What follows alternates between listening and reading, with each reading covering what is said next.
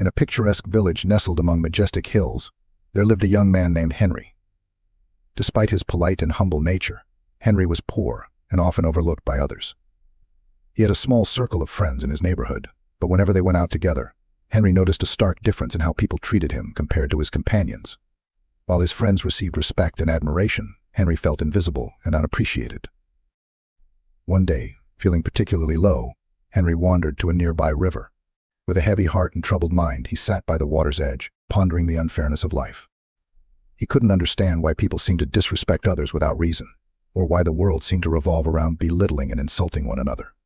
His thoughts swirled endlessly, disturbing his peace of mind.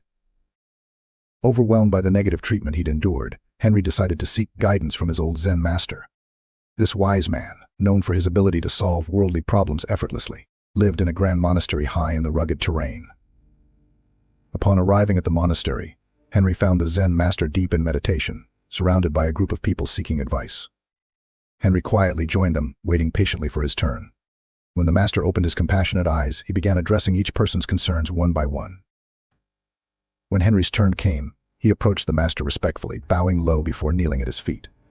As the Zen master inquired about his well-being, Henry broke down in tears, pouring out his frustrations. "Sir," he said, "no one respects me or considers me worthy. Everyone takes me for granted, my friends, family, and relatives. When I share my opinions, they're ignored or mocked. I'm starting to believe I truly am someone unworthy of respect." The Zen master listened attentively, then smiled warmly. "My child," he asked. "What do you want?" Henry replied. "Sir, I want everyone to respect and value me. I want people to listen to me and never ignore me." The master nodded thoughtfully. "No one can disrespect or humiliate you unless you allow it," he explained. "People treat you this way because you've made yourself weak by not becoming strong and powerful. In this world, the strong often mistreat the weak, like a father scolding his children, a husband berating his wife, the rich looking down on the poor, or a master belittling his servant. You must understand deeply why people don't honor you. You need to grasp their mentality and perspective. Today, I'll share 5 ways to change your life and earn respect. If you apply these lessons well, people will bow to you, take you seriously, and listen carefully to your words. Pay close attention to these life-changing, respect-bringing lessons. First, learn to say no. If you always agree with others just to please them, you're diminishing yourself. People take for granted those who can't say no. Such individuals lose self-respect, and others assume they have no thoughts or opinions of their own. When you can't say no, people stop asking for your consent, assuming you'll always agree. They'll burden you with tasks they could do themselves, wasting your time and energy. Moreover, they won't appreciate your help because they'll think you do the same for everyone. So, think carefully before saying yes. It's not necessary to keep everyone happy at the cost of your own happiness and respect. Learn to say no when needed. Second, stop complaining. Everyone has problems, but no one likes someone who constantly whines about their issues. People avoid such individuals because they're already dealing with their own struggles. They need someone who can make them laugh, feel good, and momentarily forget their troubles. Not someone who adds to their burdens. Try to solve your problems yourself instead of complaining. Sharing your troubles often leads to mockery or avoidance. To maintain self-respect and earn others' respect, give up the habit of constant complaining. Third, don't always be available. When you're always at everyone's beck and call, people stop respecting you and start taking you for granted. No matter how much we value someone, if we're always available to them, we lose importance in their eyes. Remember, scarcity creates value. Just as water is essential but undervalued due to its abundance, while a diamond is prized for its rarity, the less available you are, the more people will seek you out and respect you. Fourth, always do what you say. No one likes a dishonest or unreliable person. If you want respect and value, never make false promises or lie. Fulfill your commitments at any cost. Being true to your word earns respect, while lying destroys trust. Stand firm in your promises and decisions, and people will surely respect you. Many lose respect among friends and society due to false promises and words, so avoid these respect-damaging behaviors. The Zen master paused briefly, then added, "Henry, it takes years to build respect, but we can lose it easily through small mistakes and bad habits. This is another reason why people might not respect us." Finally, the master shared the 5th lesson. "My child, one of the biggest reasons for humiliation in this world is poverty. A poor man often has no friends or relatives and faces insults at every turn. He may start to see himself as a curse. The greatest humiliation comes when those around us learn we have no money, and they look at us with pity. For a poor person, Life is like walking on thorns. Develop a skill or quality that can help you escape this poverty trap. This is a significant reason why you're not respected. To earn respect and value, you must change yourself. Become the best version of yourself, and you'll see people respecting and valuing you. With these words, the Zen master concluded his teachings and blessed Henry with a bright, happy future free from disrespect.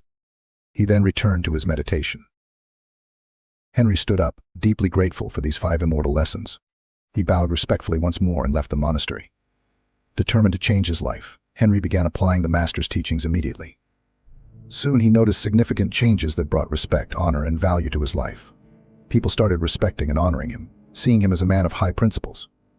At last, Henry had achieved the respect he had always longed for. As Henry's life transformed, he reflected on the wisdom he'd gained. He realized that respect wasn't just about how others treated him, but also about how he treated himself and others. He began to carry himself with quiet confidence, knowing his worth didn't depend on others' opinions. Henry started setting boundaries, politely declining requests that didn't align with his values or goals. He found that people actually respected him more for this, recognizing that his time and energy were valuable. Instead of complaining about his circumstances, Henry focused on finding solutions and helping others when he could. He became known in the village as someone who faced challenges with resilience and positivity, inspiring those around him. Henry also learned to balance his availability. While he remained kind and helpful, he no longer dropped everything for every small request. This allowed him to focus on personal growth and pursue his own goals, which in turn made his time more valuable to others. True to the master's 4th lesson, Henry became a man of his word. He was careful about making promises and always followed through when he did. People began to trust him implicitly, knowing that if Henry said he would do something, it would be done. Lastly, Henry worked diligently to improve his financial situation. He identified his strengths and sought opportunities to use them. Over time, his hard work paid off, and he found himself in a more comfortable position. However, he never forgot the lessons of his humble beginnings, using his newfound stability to help others in need. As Henry's reputation grew, he noticed a shift in how people treated him. The very same individuals who once ignored him now sought his advice and company. His friends and family began to listen attentively when he spoke, valuing his opinions and insights. But Henry's greatest satisfaction came not from external validation, but from the inner peace and self-respect he had cultivated. He no longer measured his worth by others' treatment of him, but by his own actions and character. Years passed, and Henry became a respected elder in the village. People came from far and wide to seek his wisdom, much as he had once sought the Zen master's guidance. Henry always shared the lessons he had learned, helping others find their own path to self-respect and fulfillment. Looking back on his journey, Henry realized that the respect he had so desperately craved in his youth was now a natural part of his life. But more importantly, he had learned to respect himself, a lesson he considered the most valuable of all. As he sat by the same river where he had once questioned his worth, Henry smiled, feeling grateful for the challenges that had led him to this point.